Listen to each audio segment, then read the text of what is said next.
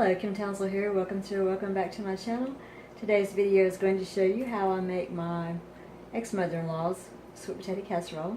People really like it. It's really good. So I'll pull my hair back and we'll get started. I think I have everything laid out that I'm going to need. My kitchen's kind of messy because I'm doing a meal prep. I've made 3 crock pots full of soup, and I have my split pea soup going. It'll be ready to put into freezer containers tonight. So my kitchen's a little messy, so please pardon that. But I'm going to use a bowl for the sweet potatoes and the casserole mixture. I'm going to use a bowl for the topping, and I have 2 sets of beaters from my electric mixer, cutting board to cut up the sweet potatoes, and a peeler to take the skins off, and a sharp knife to cut them up, and a pan to put them in. Now I need a big pot and a steamer to put the sweet potatoes in. I forgot about that. But the ingredients that we'll be using today, I use about 3 sweet potatoes. This is my mother-in-law's original recipe in her own handwriting, and I'll do a screenshot of that and do it still. And I kind of adapted a little bit, but it usually takes about 3 sweet potatoes, 2 eggs, and I have 1 stick of butter for the base and 1 stick of butter for the topping. And then the topping, I don't keep flour, so I keep Bisquick in the freezer because I rarely use it. So I use these 3 things for the topping, and then I put a few chopped pecans in, those 4 things for the topping, and I put a few chopped pecans in the base too. And then these items go into the base part of the sweet potato casserole. So let's get started. This is the recipe that my ex-mother-in-law gave me, and I'm going to show you how I adapted a little bit, and I'm going to show you the ingredients that I use visually, and I'll show this recipe again towards the end of the video. The ingredients that I use are going to be about 3 or 4 sweet potatoes, 2 eggs. I use a small can of this evaporated milk, 2 sticks of butter, chopped pecans, a box of black brown sugar, and a little bit of Bisquick because I don't keep flour. I'm going to start by preheating the oven at 350 degrees. I start off by putting my sticks of butter, letting them get to room temperature. I use the wrappers to grease the pan. I use a regular 9x13 baking pan to make these in. I get a large pot and put about an inch and a half of water at the bottom, and put a steamer basket over that because I'm going to steam the sweet potatoes. It cooks them faster than boiling them, and you have less nutrient loss. Remove the skin from the sweet potatoes, or most of the skin from the sweet potatoes. Then cut them into cubes. The smaller the cubes are, the faster they're going to cook, but it's going to only take about 15 minutes on the steamer basket. I put them on top of the steamer basket, put the lid on top, cut the heat on high, and let them steam. Shake the can of the evaporated milk. I wash the tops of all of my cans off before I open them. And I'm going to prepare the topping while the sweet potatoes are steaming. I use the entire box of the brown sugar.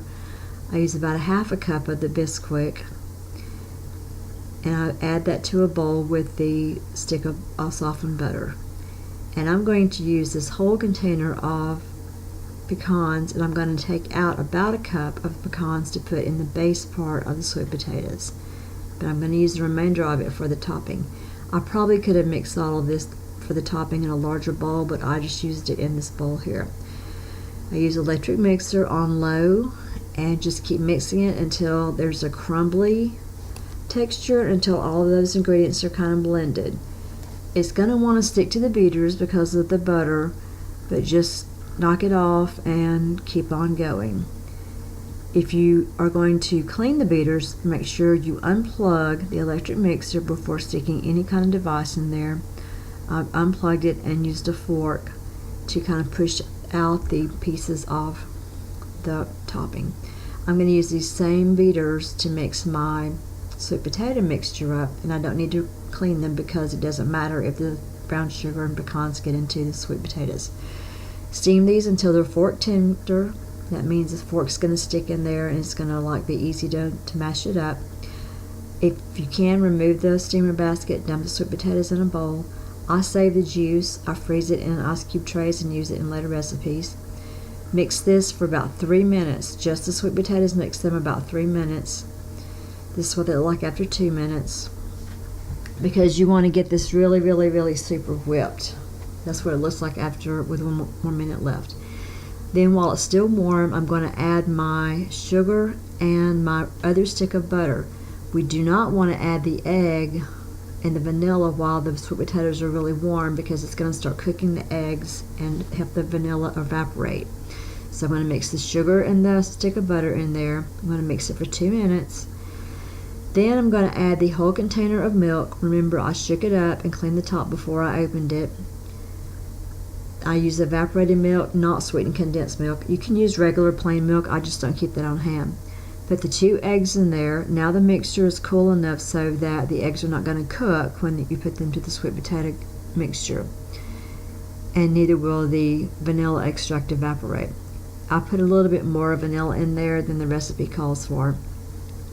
Mix all of this for about 3 minutes. It's crucial to mix all of this for 3 minutes so that everything gets blended and whipped. And then I'm going to take the 1 cup of pecans and just kind of stir it in there.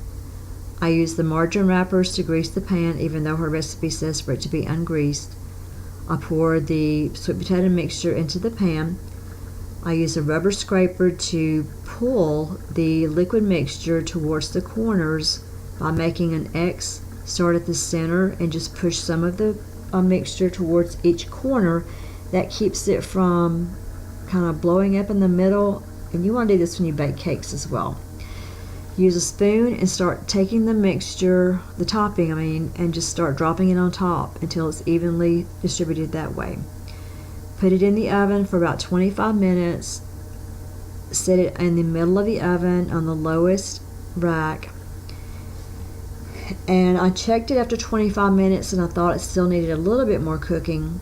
So I added 5 more minutes to the timer, which got me the results that I wanted. So I ended up cooking it for about 30 minutes at 350, and that's what it looks like.